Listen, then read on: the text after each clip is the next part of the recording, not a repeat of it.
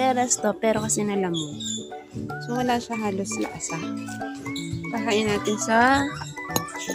Tsaka, mapait. Hindi ko alam kung ba't mapait eh.